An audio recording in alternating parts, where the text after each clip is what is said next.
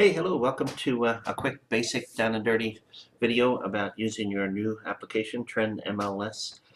This is my welcome page to Trend. This is what you're going to get. You get a log on and a password that nobody can see. Then you can jump right into Trend MLS. I'll show you what it looks like and give you a chance to uh, see what you might want to peek at to learn what's going on here. So I'll log on to the system. My particular setup is that it's going to take me right to this page right here. I can read about news, market information, things like that. You can take your time and do that. What I'm going to do basically is go straight to this MLS page. The MLS page is going to be where I can search for houses, create closing costs on properties, find properties that have sold, basically be Mr. 411 in the real estate business just like I want to be. I'm going to go through this kind of quickly. So Info Center, you can look at that yourself. It's just some boilerplate information. MLS, the key to the whole thing. What we're looking for. Public records will take you directly to courthouse records. You can see how that works, and I'll show you that in a different training. Going back to the MLS here.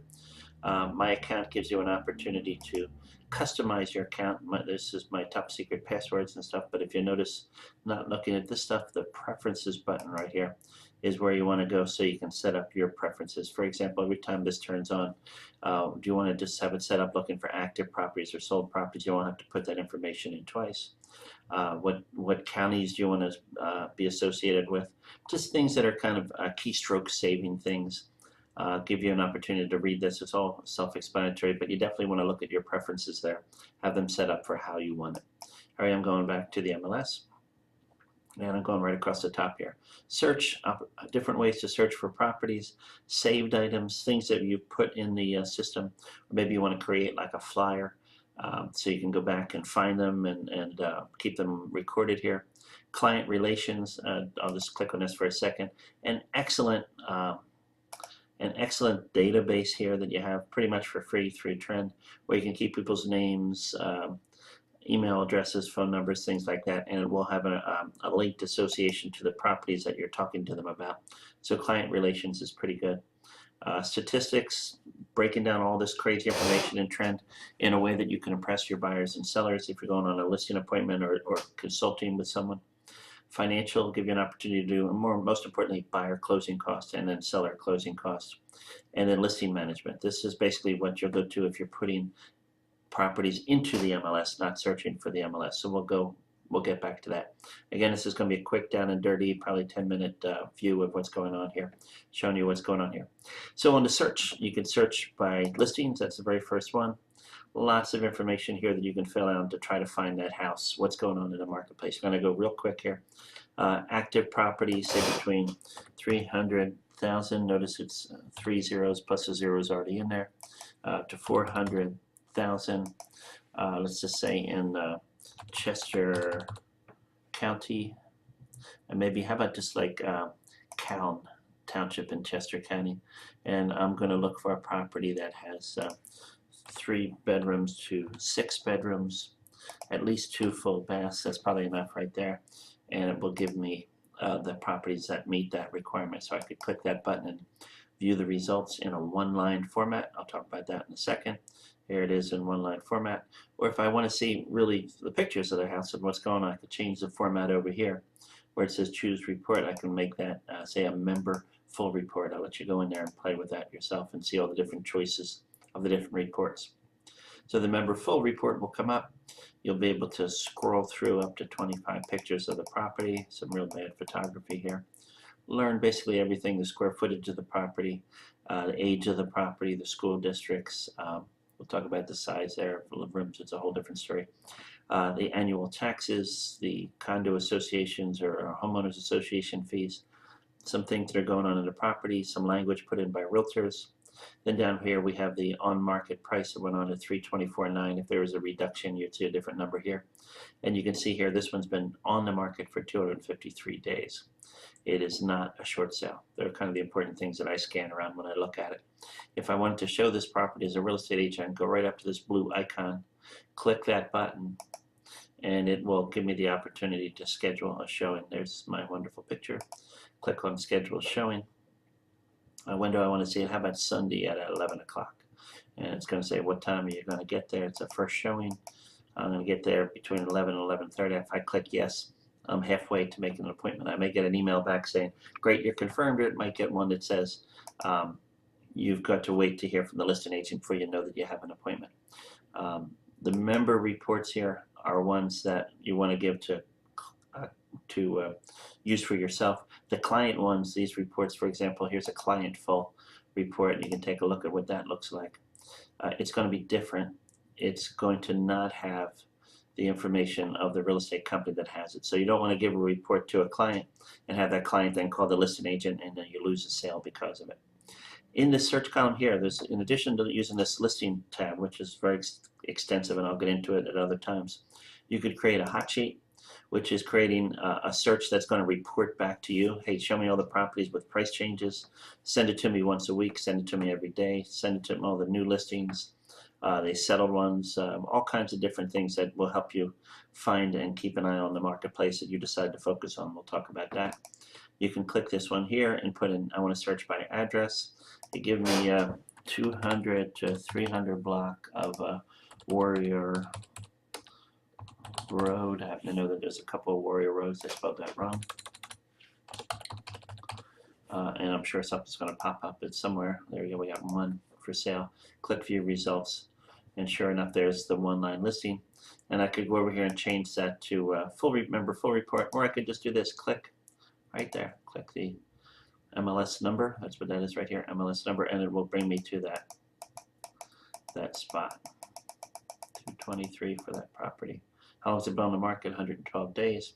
See this number right here? Very important for realtors. How much are they going to pay you if you represent a buyer and bring an offer to that property that is accepted? So that's a very important number for all of us. As we go down here, I can also search by MLS number. If I knew that MLS number, I could drop it in there, whatever it happens to be, and it will bring up the house that's associated with that MLS number, whatever that happens to be. That's a house in Philadelphia that we were just looking at. You can also set up a broker tour. So just a little trivia. So every Tuesday, houses are open for real estate agents to go out and tour. It's great for new agents to learn the inventory, learn about houses, kind of get used to seeing where everything is and get all the information in your head. And I could go through here and find all the broker tours. For example, what are the broker tours that are happening on this Tuesday coming up on the 24th? I'll click that right in there. It's from the 24th to the 24th. Did that wrong. I'll do it again the right way here. 24th. And how about if I want to look in Westchester? So this will tell me what's going on just in the borough. Are there any open houses scheduled for Tuesday? It should be 2 or 3. Just one. And again, I could find that property, look at it in many different ways, but I could just basically click on the number again. And this particular this house is open, a 2-bedroom, 1-bath row house. Is going to be open 11/23 Sunday from 2 to 4 in addition to the broker tour. So the broker tour is going to be 11/23 Sunday. Oh, they're calling it a broker tour. It's really an open house, but that's fine. The broker tour is a great way to look for properties. Inventory. If you've been in the business a while, you can put your name in here. Find all the active properties you've ever sold, all the sold properties you've ever sold. Find the properties, all the properties that your office has sold in an area, which is very helpful. If you're new and you're going on a listing appointment, they say, how many houses have you sold here? And you could say Artisan Realty has sold 7 houses on this block in the last 4 or 5 years or 20 years, depending on how long the agents have been with us. And we've got member directory. You can search for all the members here. Office directory, you can search for all the offices. So let me just kind of walk through this real quickly so you can get a sense of maybe your initial uses. I won't get into a lot of the detail, but somebody comes to you and says they want to look at some houses in Westchester. You click on listings. Obviously, we want active listings. Let's take a look at from 200. They say they want them from 200,000 to 500,000 in Westchester. So I can just put it right in here, Westchester. And it will tell me, yes, Westchester Borough. What kind of properties do I want? How about single properties, maybe twin properties? I come up here, hit next. I'm going to say there's 15, 10, pretty good guess. So here's a list of properties that are out there. And if I want to be Mr. Great Real Estate Agent, I can just click right here, email. And I could send a list of those properties to that wonderful buyer that we're talking to.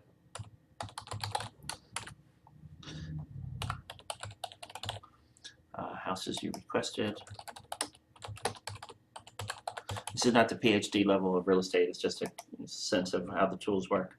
I just sent an email and the message was sent out to the person, and they would receive it just for fun. Let's take a look at what that's going to look like in my own emails here, because I just sent it to myself.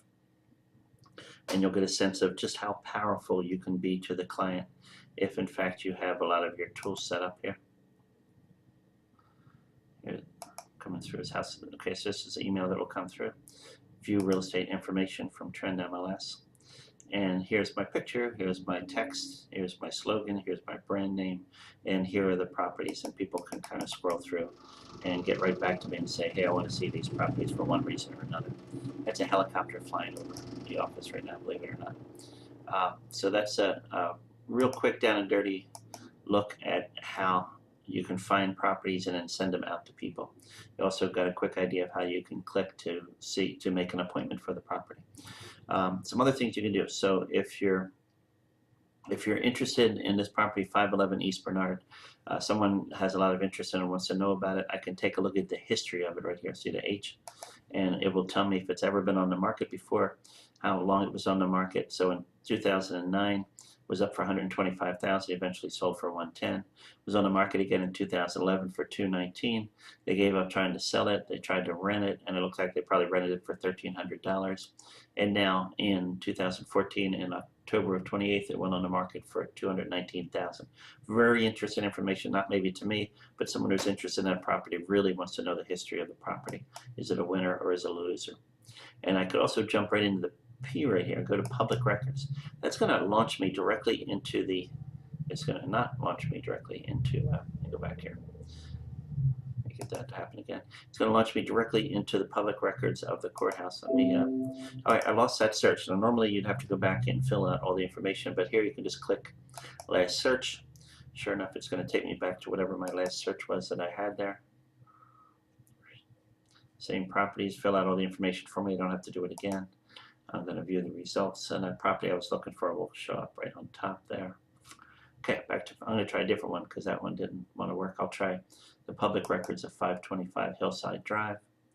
And it's going to real quickly drive me right into the courthouse. Look how smart I am. Information for my clients is going to make me valuable to them. It'll tell me about the taxes, the properties, the schools, the zoning information, the description of how the property is built, stucco, oil heat, gas heat, the lot size, and it's actually cutting off a little bit down here.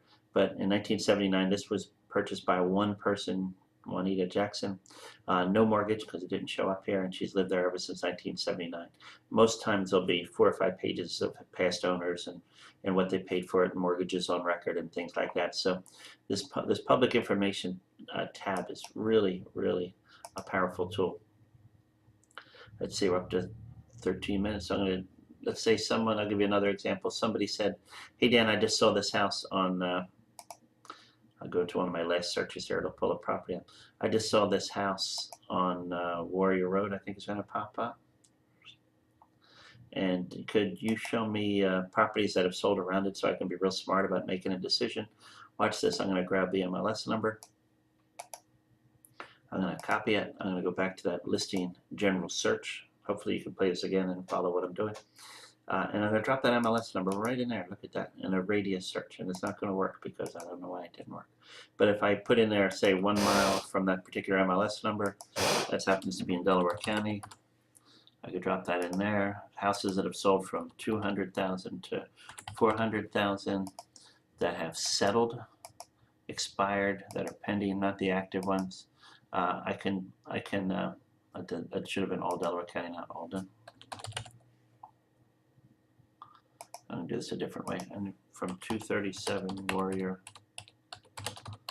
Road, Drexel Hill, PA, 19026. That's the address.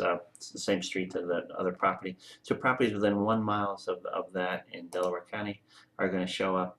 Thumbs that have sold, yes, that's the one I wanted. It asked me to be a little more specific. And it could tell me there's 211, so I'm going to bring that down to 300,000. You can only have 200 results before they will give you anything. So here's 138 properties that I could use in comparison to determine if this property is right.